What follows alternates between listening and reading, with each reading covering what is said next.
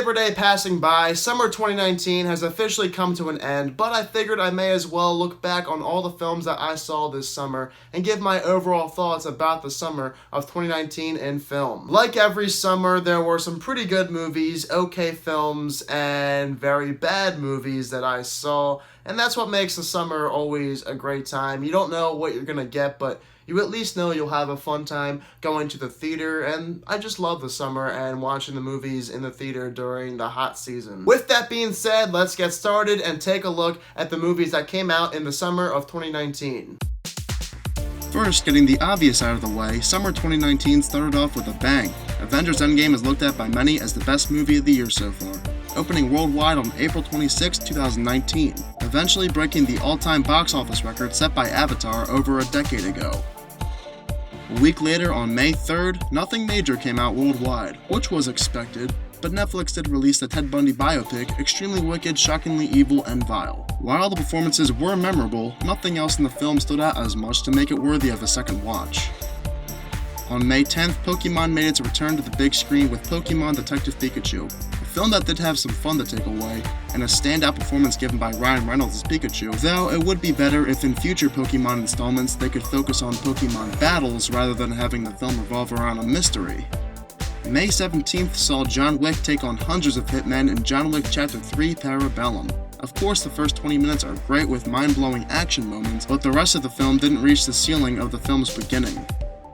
Memorial Day weekend gave us the premiere of Disney's Alladin. I never got the chance to check this one out, but didn't hear much praise for the film. It seems like this one went in a similar direction as previous Disney live-action remakes. One of my most anticipated movies of the summer, Godzilla King of the Monsters, opened on May 31st. To say the least, this movie disappointed me after a great first entry in the series, Godzilla from 2014. Also opening in the United States that same weekend was Rocketman, the Elton John biopic. Unfortunately, I didn't get the chance to see this one either, but heard stellar things, and considering it's rated R, I'm super excited to check this one out pronto. The month of June began with a movie I had high hopes for, but didn't go as planned for myself. Dark Phoenix ended 20th Century Fox's reign with the X-Men in dull fashion. Besides the final 20 minutes, the movie is as forgettable as it gets. It's crazy that 20th Century Fox thought this was alright to have as their last X-Men movie. A week later, on June 14th, was the release of Men in Black International, the last film in this video that I mentioned but haven't seen yet. And after reading some reviews, I probably won't end up seeing Men in Black International anytime soon.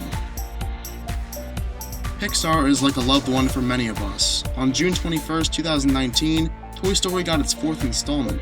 I didn't have large expectations for Toy Story 4, and I left the theater glad I didn't. The movie never proved itself a necessary make, and several of the franchise's best characters were sadly underutilized. Still, the fourth movie is a good time for everyone in the family, and definitely much better than Incredibles 2 from last summer. The build-up to July 4th has never been more exhilarating. That's because the sequel to Spider-Man Homecoming, Spider-Man Far From Home hit theaters on July 2nd. Sequels are barely ever better than the original, but this film is one of those rare cases. Far From Home delivered with tons of surprises and a welcome addition of Jake Gyllenhaal as Mysterio. Who knows what's going to happen next for the Spider-Man character, but thankfully, we have this movie to look back on. During the same week, the Ari Aster horror thriller Midsommar also treated audiences. In what turned out to be one of the weirdest films I've ever seen, it wasn't what I thought it'd be, which isn't a bad thing either. The film cuts deep now and then and makes you think for days on end. Pretty cool stuff. The following weekend, July 12th, had a few major releases, but only one of which I saw. That film will turn out to be Crawl, the survival R-rated thriller stuck in the middle of summer 2019. A movie I really hoped would end up being good, and it was. Despite some cliches tossed in there, I enjoyed myself throughout this film's duration. July 19th was on most people's radar as Disney's next live-action movie, The Lion King, came to theaters. A hope for many was that the new Lion King would feel unique in order to get away from repeating the first movie entirely, but that never was the case from the beginning and left me missing the original more than ever before. Tarantino films should always be experienced in theaters. The same goes for Quentin's newest movie, Once Upon a Time in Hollywood, that released on July 26. Unlike some of his classics, Once Upon a Time doesn't care for making a coherent plot. That might be for better or for worse, but this is certainly one of those movies from the summer that I think about to this day. Summer surprises are always welcomed by myself. This summer, the biggest surprise was Hobbs Shaw on August 2nd. Never once before seeing this movie did I care about watching it in theaters, but I'm so happy I did. With the entertaining combo of Johnson and Statham, plus multiple thrilling action set pieces, Hobbs Shaw will go down as one of my favorites from the summer. Finally, the last movie this summer I wanted to see in theaters came out on August 16th. This was Good Boys. That's all I wish to say about it, because, man, this movie was painful to watch in theaters. Summer 2019 had its highs and lows along with disappointments and surprises, but nothing stood out to me more than that time when I got an X-Men keychain after seeing my favorite movie of the summer, Dark Phoenix. Just kidding. Anyway, this wasn't the best summer for movies, and it surely wasn't the worst, but I hope 2020 is an improvement.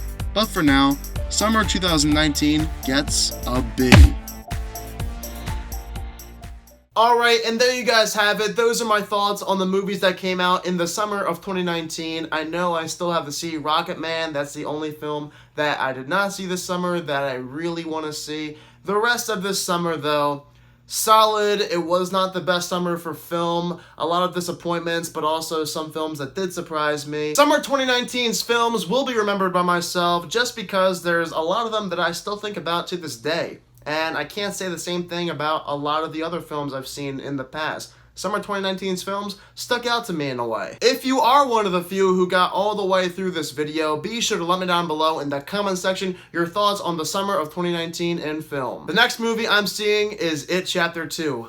So excited for that movie this weekend. It should be a good one. If you're new to my channel, click the subscribe button and give this video a thumbs up if you enjoyed it. Thank you all so much for watching this video, and I hope you all have a fantastic day.